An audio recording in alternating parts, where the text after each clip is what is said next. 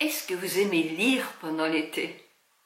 Des livres tout simples, des livres pour se détendre, devant la mer ou à la campagne.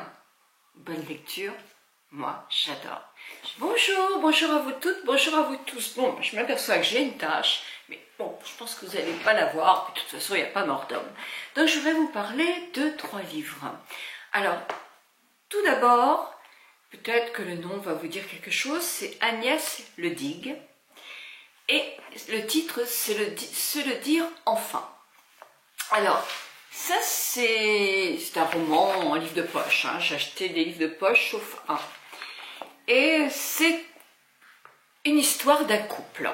C'est un couple, alors moi j'aime bien parce que c'est dans ma région, c'est dans le Morbihan que ça se passe. Donc effectivement, ça me rappelle plein de souvenirs. Donc c'est un couple, un homme et une femme, qui ont une fille, qui sont en vacances tous les deux, qui se retrouvent à la gare, et le monsieur se lève, il rencontre une vieille dame, et pour une raison, pour un comportement, je ne me souviens plus, il décide de la suivre, et donc il planque sa femme, qui attendait le train pour Paris, à la gare, et lui prend le chemin de Brocéliande dans le car. C'est pas... quand même, hein, on se pose des questions là déjà. Arrivé à Brocéliande, il trouve une chambre d'hôte, on va dire, en quelque sorte, une maison d'hôte. Cette vieille dame qui a suivi effectivement est locataire de cette chambre d'hôte, c'est un écrivain, une romancière, qui profite d'être dans ce coin pour travailler sur un livre. Enfin, c'est ce qu'elle lui a dit en quelque sorte. Donc, il y a la propriétaire de ces chambres d'hôtes, qui a un fils, Covin, je crois qu'il s'appelle, qui ne parle pas. Il ne parle pas, et il a cet handicap. Il y a aussi une autre locataire, une jeune femme, une jeune femme, de l'âge de sa fille, à lui, donc 18-19 ans, qui est là. Il y a un voisin, qui est quelqu'un de la terre, un monsieur un petit peu âgé. Voilà, donc c'est tout. Et il va apprendre à se ressourcer. Il a plein d'interrogations, on se demande pourquoi il a quitté sa femme, pourquoi est-ce qu'il est parti comme ça, d'un seul coup. Ben oui, c'est cette histoire qu'on va découvrir tout le long du roman. Et pourquoi? Pourquoi est-ce qu'il a eu envie de partir? Qu'est-ce qui lui a donné ce déclic de partir? Est-ce que c'était un mauvais couple? Bon, on peut se dire que sûrement que ça ne devait pas être idyllique, parce qu'on ne part pas comme ça quand même. Mais quelles sont ces raisons? C'est un roman qui est plein d'imprévus. On se rend compte que tout le monde a ses propres problèmes, différents, mais des problèmes. Et que chacun peut aider les autres à les résoudre ou à aller mieux. Donc c'est un très beau roman. C'est un très beau roman qu'on lit mais vraiment avec une facilité désarmante et qui nous plaît. Alors, moi je sais que j'ai adoré, donc j'en avais pas lu, je pense, d'Agnès Le Digue, ou peut-être un ou deux, je me souviens jamais après. Il faudrait tenir un livre avec tous les livres qu'on a pu lire. Mais effectivement, moi je vous le recommande parce que c'est une lecture très agréable pendant l'été ou même pendant l'hiver, qui est simple mais qui est bien écrit et qui est très décontractante. Mais en même temps, c'est rempli d'intrigues, quoi. Voilà, mon premier livre. Mon deuxième livre, alors c'est pas un livre de poche, mon deuxième livre, c'est La petite fille du passage de Ronce. Du passage Ronce, pas de Ronce, Ronce. Alors, cette dame est Esther Benoît. Le livre a été écrit par Isabelle Ernaud. Et Esther Benoît est je crois que c'était une Polonaise. Pour mieux vous situer ça, alors l'écrivain est une personne qui, Isabelle Ernaud, est historienne. Et elle œuvre depuis 15 ans au sein de l'Union des déportés d'Auschwitz, où elle est responsable des projets autour de la mémoire de la Shoah. Donc, elle a écrit un autre livre, témoignage d'un des derniers survivants, Raphaël Esraï, L'espérance d'un baiser. Et là, elle a donc écrit ce livre aussi avec Esther Ernaud. Senot, Esther Senot. Et alors cette dame-là, Esther Senot, c'est une personne qui va dans les collèges raconter un petit peu de tout ce qui est arrivé. Et je crois que c'est très très important parce qu'on en parle jamais assez avec tout ce qui se passe en ce moment et qui s'est toujours passé, même si on entendait moins parler et qui est une honte. Donc, je vous lis juste ce qu'elle écrit. J'avais 15 ans lorsque j'ai été déportée à Auschwitz. J'ai survécu là. Une grande partie de ma famille a été assassinée. Depuis 3 décennies, je témoigne de mon histoire et du génocide des Juifs d'Europe auprès des collégiens et lycéens. Alors elle dit, 75 ans après la fin de la guerre, je suis heureuse qu'ils me permettent aujourd'hui et pour demain de faire vivre une promesse en forme de vœu qui contribue à se faire entendre notre message contre la haine. Ben, il y a encore beaucoup à faire. Donc ce livre, c'est tout le parcours.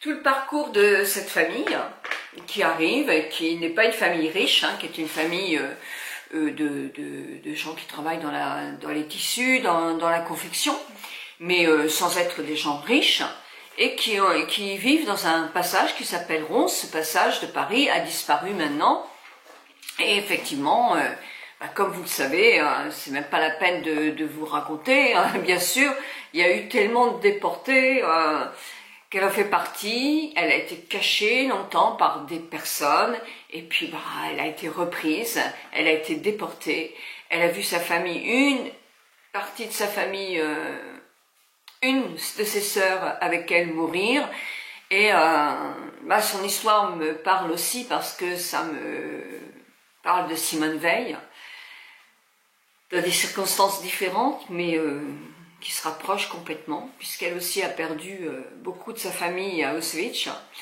Et quand je vois ce qui se passe maintenant sur les stèles de Simone Veil, mais j'ai honte, vous ne pouvez pas savoir, j'ai honte pour ces gens-là, c'est fou, c'est malade, et pour tout ce qui peut être encore la haine contre les différences, ça je supporte pas.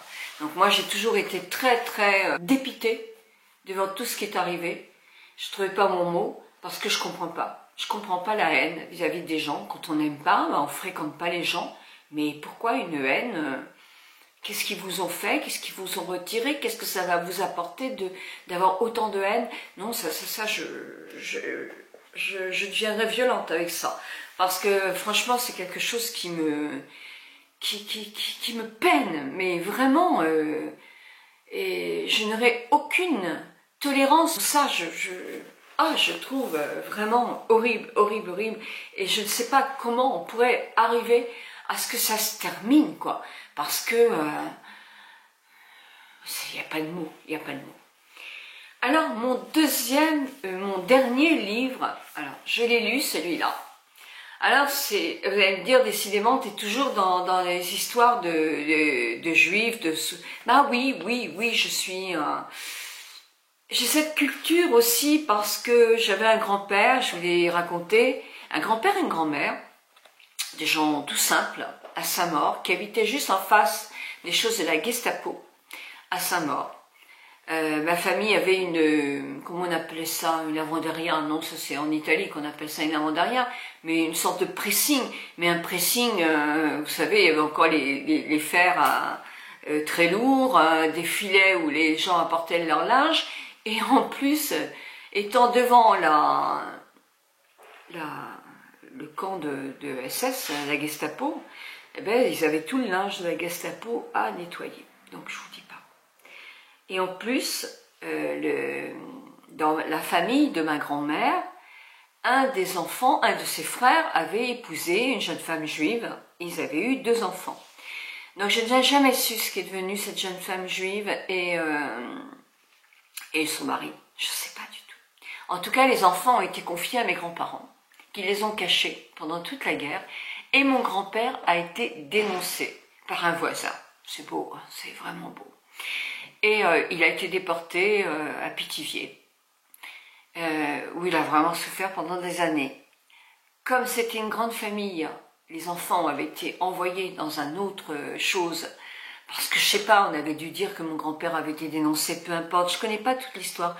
Mes grands-parents étaient des gens qui ne racontaient pas ce qu'ils avaient fait. Pour eux, c'était tellement juste et tellement normal. Ils avaient eu d'ailleurs la médaille des justes, et moi je l'ai récupérée, cette médaille-là, il y a peu de temps. alors que mes grands-parents étaient morts. On m'avait jamais raconté leur histoire. On me l'a raconté par de la famille qui a vieilli, mais qui a survécu à la mort de mon père, etc. et qui ont raconté, eux, davantage. Mais je suis très fière d'eux. Et donc, ma grand-mère, après, a récupéré les Huguettes, et puis son frère, je ne sais plus comment il s'appelait, qui sont restés vivre avec elle. Elle, femme seule, son mari était en camp de concentration. Vous vous rendez compte, hein? Et elle disait, par exemple, qu'elle avait tellement peur la nuit qu'elle mettait des armoires derrière sa porte. Et ma mère se foutait d'elle, se foutait d'elle. Quand j'étais petite, j'entendais sans arrêt ma mère se foutre de ma belle-mère. Et moi, j'adorais ma grand-mère. Et en plus, maintenant que je sais tout ça, mais bon sang, qu'est-ce qu'on aurait fait, nous? Bien sûr qu'elle regardait, elle avait peur, elle disait que pendant la guerre, elle regardait sous son lit et qu'elle avait peur et qu'elle poussait des meubles. Mais attendez, c'était une héroïne, quoi.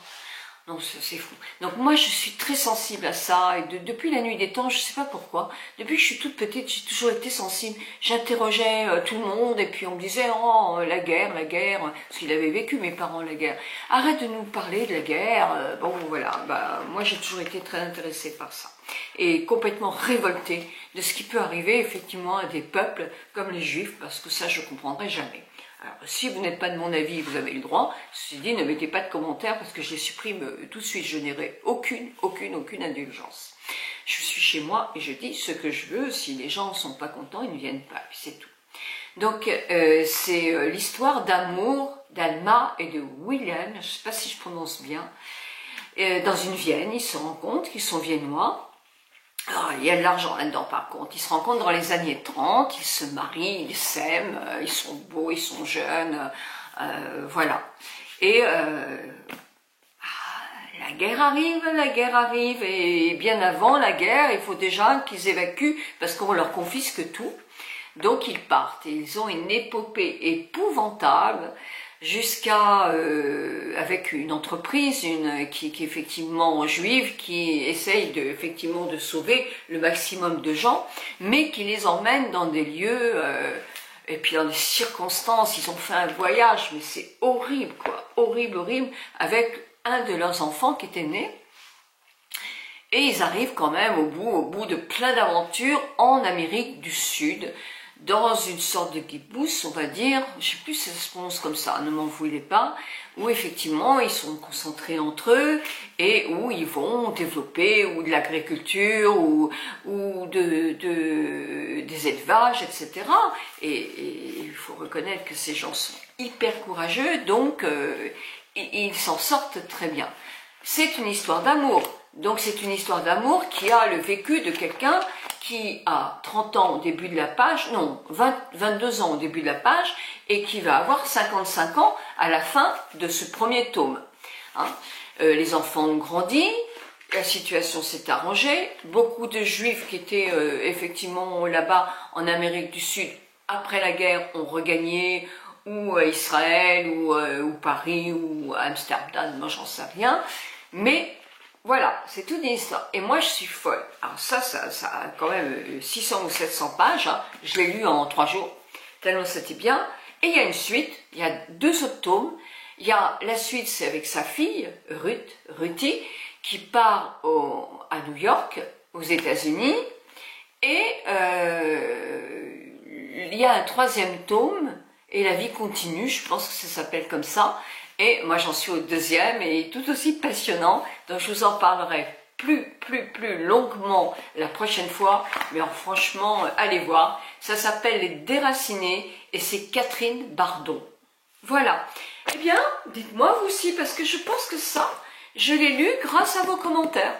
Ben oui, vous voyez comme quoi nous sommes une sacrée équipe, hein. On se donne des idées et comme ça profite à tout le monde.